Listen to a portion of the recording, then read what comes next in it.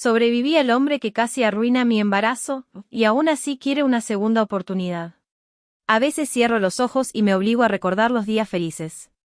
Cuando todo era más ligero, cuando el amor no dolía, y cuando su voz me hacía sentir segura. Daniel me sostenía la mano en la sala del ginecólogo mientras el monitor sonaba suave. Las primeras imágenes del bebé eran borrosas, pero cuando escuchamos el primer latido, mi mundo se iluminó. Su sonrisa, sus dedos apretando los míos, su beso en mi frente. Vamos a ser los mejores padres, te lo prometo, me dijo entonces. Y yo, ingenua, le creí. Yo estaba de 9 semanas, y aunque las náuseas me desgastaban, nada podía opacar la ilusión de formar una familia con él. Pintamos juntos la que sería la habitación del bebé, aún sin saber el sexo. Cada mañana me preguntaba cómo me sentía, y me preparaba un desayuno con un exceso de fruta, para ti y para la cosita que crece ahí, decía con una sonrisa torcida. Pero también había señales. Pequeñas cosas que fui ignorando. Como cuando llegaba molesto del trabajo y descargaba su mal humor con palabras cortantes. O cuando me decía que exageraba al querer evitar ciertos alimentos. Que no podía criar un niño con miedo. Yo, en mi afán de mantener todo en calma, restaba importancia.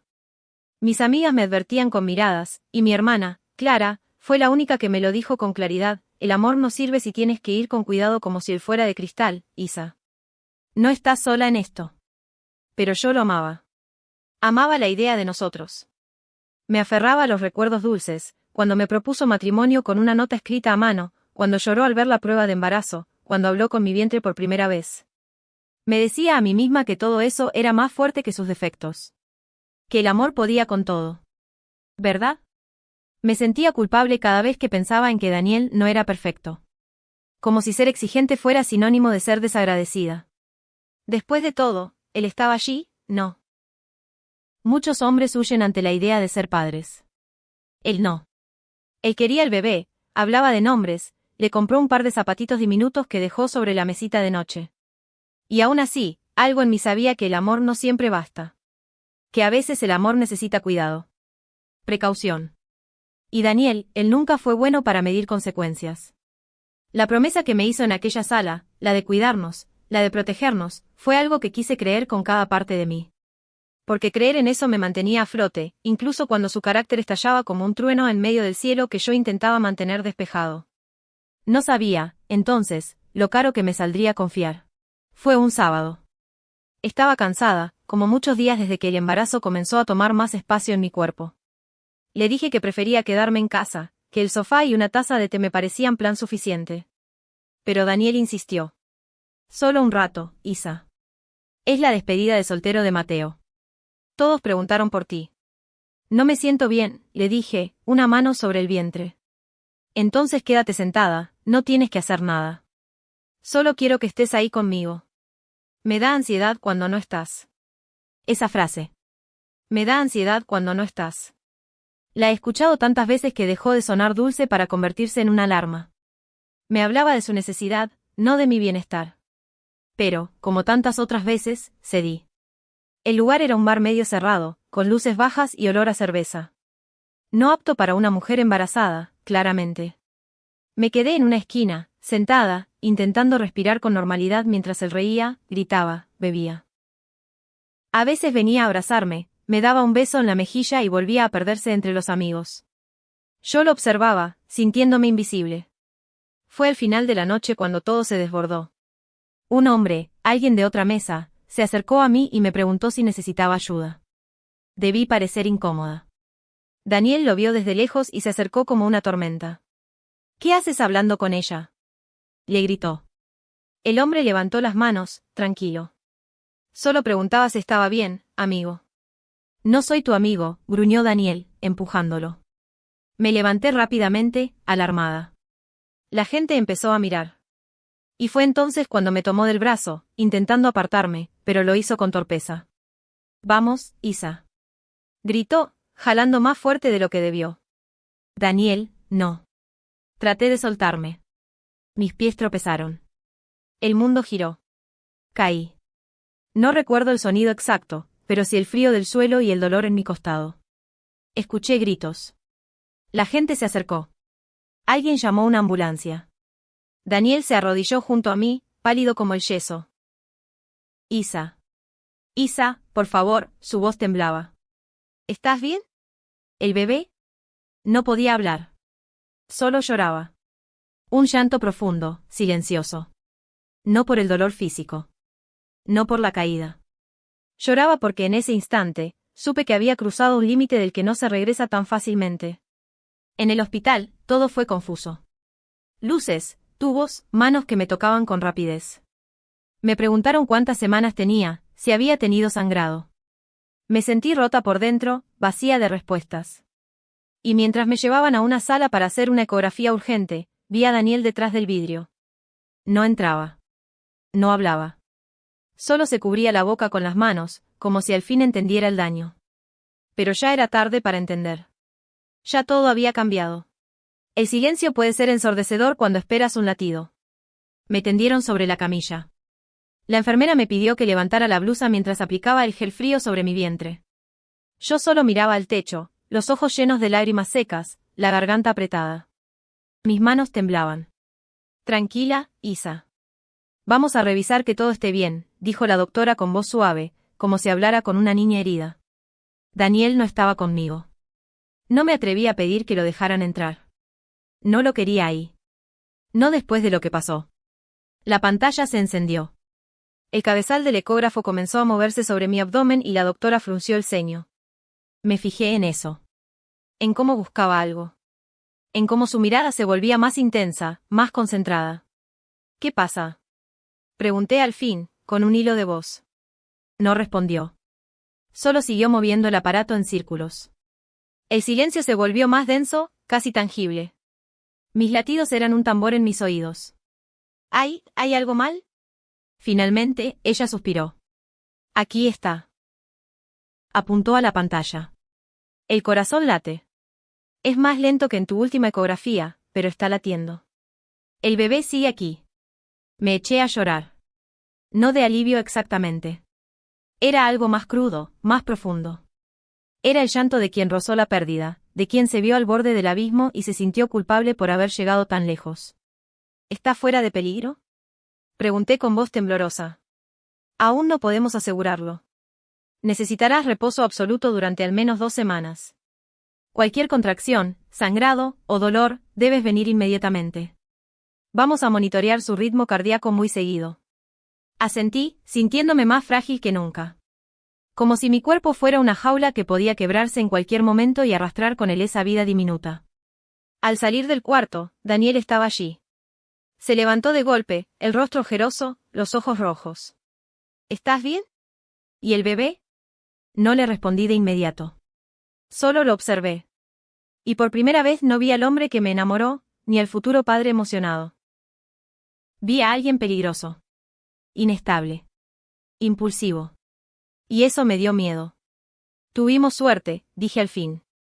El bebé está vivo. Pero pudo no estarlo. Y eso, Daniel, eso fue culpa tuya. Él bajó la mirada, como si mis palabras fueran piedras. Yo no quise, no pensé que. Solo quería sacarte de ahí. No vi el escalón. No pensé que podrías caer. Exacto. No pensaste. Di un paso atrás, porque no quería su cercanía. No sé si puedo seguir confiando en ti. Porque el amor no basta cuando me haces daño. Cuando me pones en riesgo a mí y a nuestro hijo. Él quiso hablar, pero levanté la mano. No. No ahora. Y caminé hacia la salida del hospital con pasos lentos y dolor en el vientre, pero con una certeza, algo se había roto. Algo que ya no sabía si podía repararse. Las siguientes 2 semanas fueron largas, lentas y cargadas de pensamientos que no sabía cómo ordenar. Me recetaron reposo absoluto. El médico fue claro, nada de estrés, nada de esfuerzo. Y, por dentro, sentí una ironía cruel. Porque si había algo que no podía evitar, era el estrés emocional. Lo cargaba en la espalda, en el pecho, en cada espacio de mi cuerpo que el bebé ocupaba. Daniel se ofreció a cuidarme. Pero no lo dejé. Prefiero que venga mi mamá, le dije, sin mirarlo. Isa, por favor, su voz tembló. Yo quiero ayudarte. Quiero demostrarte que. Ya no quiero palabras, Daniel. Quiero paz. Y tú no me la das. No discutió. Se fue esa noche, llevándose apenas una mochila. Me envió un mensaje al día siguiente: estoy en casa de mi primo. Si necesitas algo, llámame. Te amo. No respondí. Me limité a cerrar los ojos, a acariciar mi vientre, a respirar hondo. Mi madre llegó con una maleta pequeña y el corazón en las manos. Cuando me llamaste, supe que algo había pasado, dijo al verme en la cama. No le conté todo de inmediato. Solo lo justo. La caída, el susto, el reposo. Aún así, me miró como solo una madre puede hacerlo. Con esa mezcla de ternura y furia que nace cuando ve a su hija herida. No puedo creer que él haya permitido eso. No lo permitió. Lo provocó. Ella no insistió. Se sentó a mi lado, tomó mi mano y me la apretó en silencio. Los días se convirtieron en una rutina de calma forzada. Dormía mal. Soñaba con la caída, con el vacío, con el grito ahogado que nunca salió. A veces me despertaba empapada en sudor, llevando las manos al vientre de forma automática, buscando esa confirmación silenciosa de que todo seguía ahí. El bebé, mi bebé, seguía. Y en las tardes, cuando el sol bajaba y el mundo se volvía más silencioso, mi mente comenzaba a repasar todo. No solo la noche del accidente. Todo. Los celos innecesarios. Las veces que Daniel me interrumpía cuando hablaba. Las decisiones que tomaba por mí sin preguntarme. Cómo me hacía sentir culpable si salía con amigas. Cómo me manipulaba con frases disfrazadas de amor. Me preocupo por ti, por eso no quiero que vayas. No quiero perderte, por eso me altero. Te amo tanto que me desespero cuando siento que te alejas. Y entonces lo vi. Como si al fin las piezas del rompecabezas encajaran, eso no era amor. Era control. Era inseguridad disfrazada de afecto. Y me dolía. Porque lo amaba, sí. Pero también me estaba dañando. Una tarde, acariciando mi vientre mientras mi madre dormía en el sofá, dije en voz baja: no sé si voy a perdonarlo. No lo dije para nadie. Solo para mí y para ese pequeño corazón que latía dentro de mí. Pero sí sé que ya no quiero vivir con miedo. Fue la primera vez que sentí algo parecido a paz. A claridad. Y supe que, pasara lo que pasara, ya no era solo Isa. Era mamá. Y debía ser fuerte por los dos. El día que Daniel volvió a tocar la puerta, sentí como mi estómago se tensaba, y no era por el embarazo. Mi madre estaba en la cocina, cortando frutas para mi desayuno. Me miró, como si presintiera quién era. ¿Quieres que lo atienda yo? Negué con la cabeza. Yo puedo. Necesito hacerlo. Me arrastré hasta la puerta con lentitud. Al abrirla, me encontré con su rostro agotado, con barba de varios días y ojeras profundas. Llevaba una bolsa con comida en una mano y una flor marchita en la otra. Isa. No dije nada. Lo dejé pasar, pero no le ofrecí asiento. He estado pensando mucho, dijo mientras dejaba las cosas en la mesa. Sobre todo lo que hice. Lo que dije. Lo que no supe ver. Lo observé en silencio. No porque no tuviera palabras, sino porque no quería regalarle ninguna sin sentido. Sé que fui un idiota, continuó. Que reaccioné mal. Que no pensé.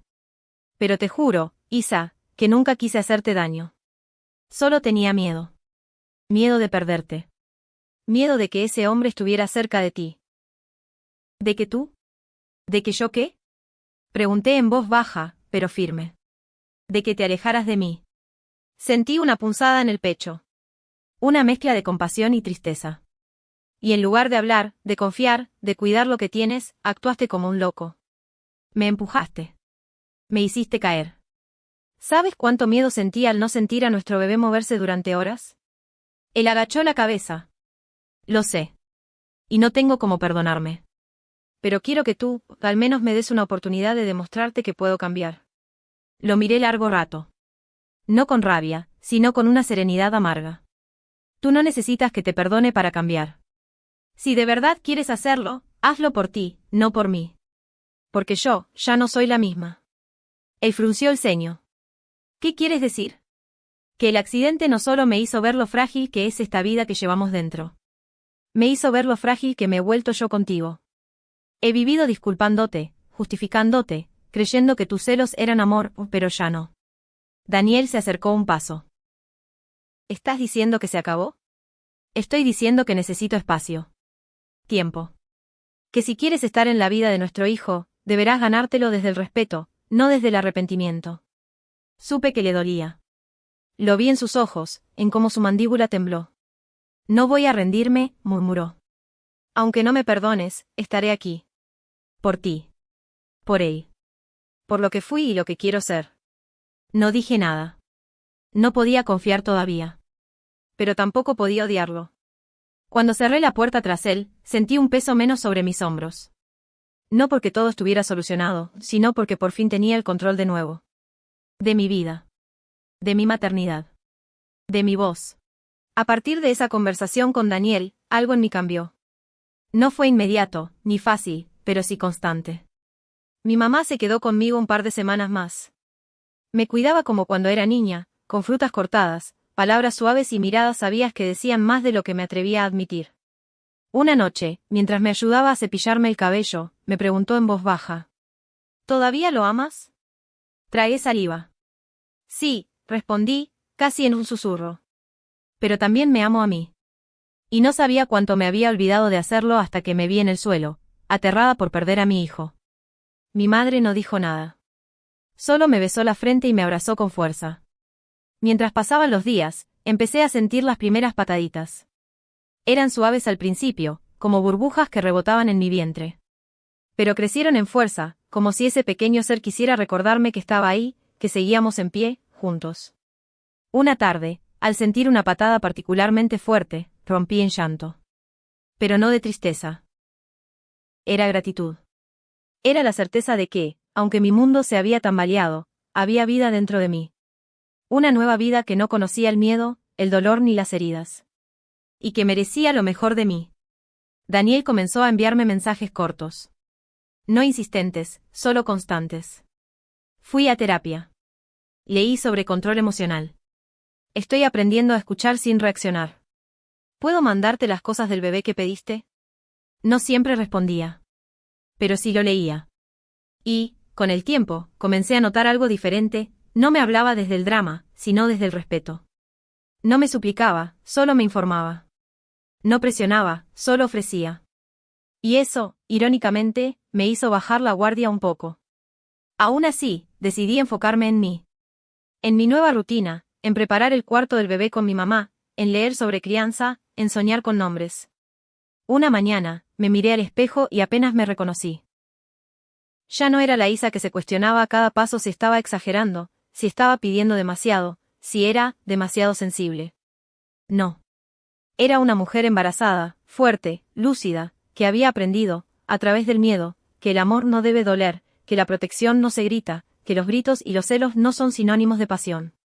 Y aunque aún no sabía si perdonaría a Daniel, si sabía que me había perdonado a mí por todas las veces que me callé, que justifiqué, que me minimicé. Cuando volví al médico para el chequeo del 7º mes, escuchamos el corazón del bebé. Fuerte y sano, dijo el doctor con una sonrisa. Tu bebé está muy bien. Ese latido fue más que un signo de vida. Fue un tambor que marcaba el paso de mi independencia. Un latido que me decía, lo estás haciendo bien. Lo estás haciendo sola. Y lo estás haciendo fuerte. El 8º mes llegó con un torbellino de emociones. Mi cuerpo se sentía más pesado, mis noches eran más cortas y mis pensamientos más profundos. Me preguntaba constantemente cómo sería el momento del parto, cómo sería mirar por primera vez a ese bebé y saber que, de ahora en adelante, todo en mi vida giraría en torno a él. Pero había otra pregunta más insistente, que regresaba una y otra vez como una ola que se niega a retirarse, ¿qué haré con Daniel?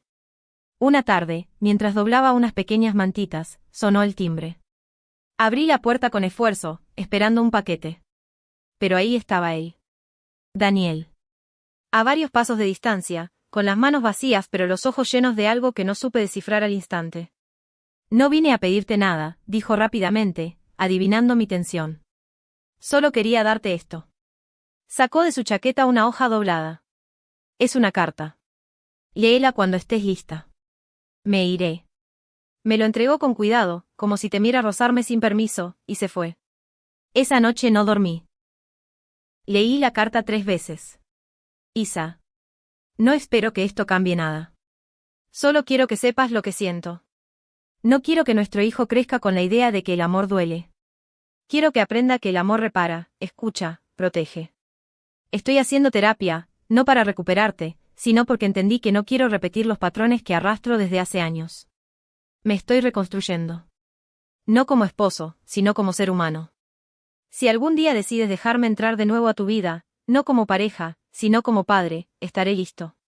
Y si no, igual estaré cerca. No por obligación, sino porque es lo correcto.